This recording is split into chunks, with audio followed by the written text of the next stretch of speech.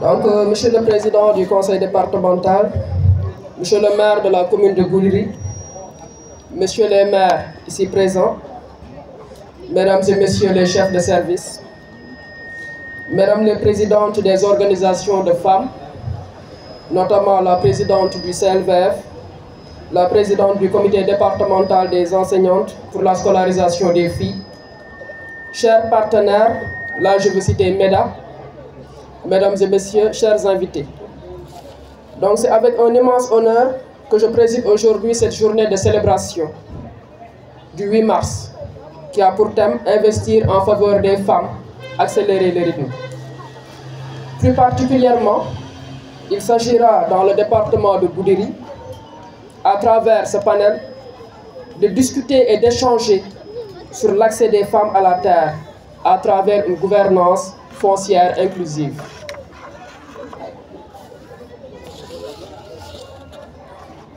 L'égalité entre les hommes et les femmes est déjà consacrée par la Constitution du Sénégal, à travers son article 7, qui dispose que tous les humains sont égaux devant la loi. Les hommes et les femmes sont égaux en droit. L'article 15 de la Constitution vient ajouter « L'homme et la femme ont également le droit d'accéder à la possession et à la propriété de la terre dans les conditions déterminées par la loi. » L'article 19 de la Constitution vient rajouter « La femme a le droit d'avoir son patrimoine propre comme le mari. Elle a le droit de gestion personnelle de ses biens. » Dans le même sillage, le décret portant conditions d'affectation et de désaffectation des terres du domaine national précise, en son article 3, que l'affectation peut être prononcée en faveur soit d'un membre de la communauté, soit de plusieurs membres groupés en association ou coopérative. Par conséquent, il n'est précisé nullement à travers cette disposition que l'affectation des terres est exclusivement faite en faveur des hommes. La stratégie nationale pour l'égalité et l'équité de genre n'est pas en reste. Tout cela pour démontrer que le législateur sénégalais ne fait pas de discrimination entre l'homme et la femme. Juridiquement, ils sont au même pied. Donc, il ne se pose pas un problème de droit pour l'accès des femmes aux terres. Il s'agit peut-être de questions d'ordre traditionnel, d'ordre sociologique si on veut. Car l'on est dans une société où, en général, la femme doit toujours rester derrière l'homme et bien gérer le ménage.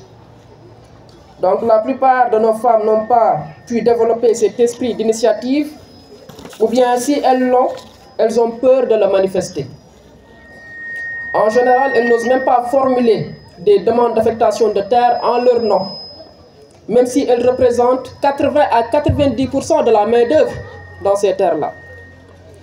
Ce qu'il faut aussi savoir, c'est que les conseillers municipaux ne font pas de discrimination entre les hommes et les femmes.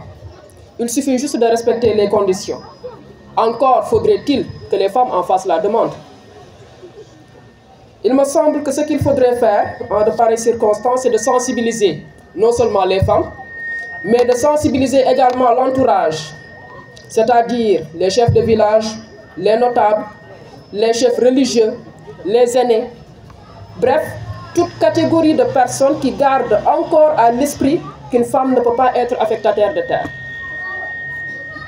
C'est en ce sens que je voudrais féliciter et encourager l'ONG MEDA, à travers M. Paulin, qui est ici présent, pour toutes les actions entreprises à l'endroit de nos braves femmes et les inciter à poursuivre sur cette lancée, en insistant surtout sur la sensibilisation, qui, à mon avis, est un levier pour faire évoluer les mentalités.